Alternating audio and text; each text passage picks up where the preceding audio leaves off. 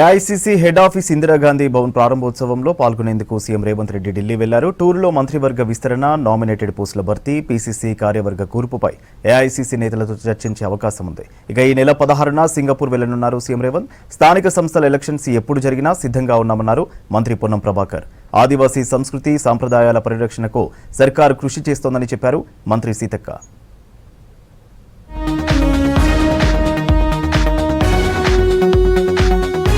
AICC head office కొత్త building ప్రారంభోత్సవంలో పాల్గొనేందుకు ఢిల్లీ వెళ్లారు సీఎం రేవంత్ రెడ్డి. సీఎంతో పాటు పీసీసీ చీఫ్ మహేష్ కుమార్ గౌడ్, మంత్రులు ఢిల్లీకి పోయారు. ఇందిరాగాంధీ భవన్ ఓపెనింగ్ కార్యక్రమం అనంతరం CM Revanth PCC chief, Congress అగ్రనేతలను కలిసే అవకాశం ఉంది. 2 రోజుల పాటు ఢిల్లీలో ఉండనున్న సీఎం రేవంత్ రెడ్డి మంత్రివర్గ విస్తరణ, నామినేటెడ్ పోస్టుల భర్తీ, పీసీసీ కార్యవర్గ కూర్పుపై ఏఐసీసీ నేతలతో చర్చించే అవకాశం ఉన్నట్లు పార్టీ నేతలు చెప్పారు.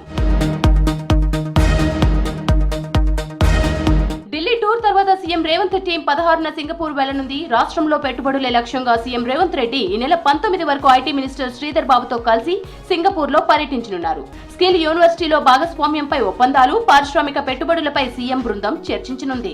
తర్వాత ఈ నెల 20 నుంచి 22 వరకు దావోస్ లో పర్యటించనున్నారు CM Revanth. Davos economic forum వార్షిక సదస్సులో పాల్గొంటారు ముఖ్యమంత్రి. రాష్ట్రంలో పెట్టుబడులపై సమ్మిట్ లో వివిధ కంపెనీల ప్రతినిధులతో డిస్కస్ చేయనున్నారు సీఎం.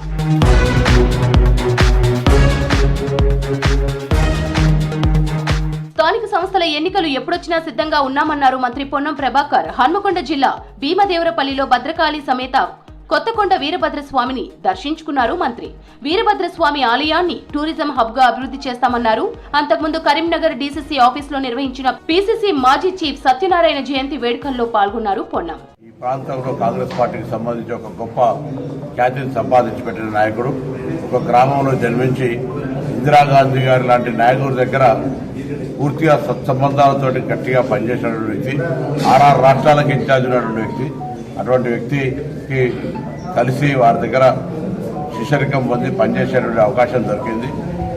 ఈ సందర్భంలో నివాళులు అర్పిస్తాను. వారి జయంతి సందర్భంగా సత్యనారాయణ గారి ఆత్మకు శాంతి చేకూరని ప్రార్థిస్తాను.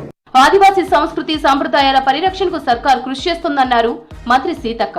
ఆసిఫాబాద్ జిల్లా కెరిమెరి జంగుబాయి జాతరలో మంత్రి సీతక్క పాల్గొన్నారు. ఆదివాసీ సంప్రదాయం ఉట్టిపడేలా ఆభరణాలు ధరించారు. ఆదివాసీల సంస్కృతి సంప్రదాయాలు గొప్పవని, వాటిని సంరక్షించాలని కోరారు మంత్రి సీతక్క.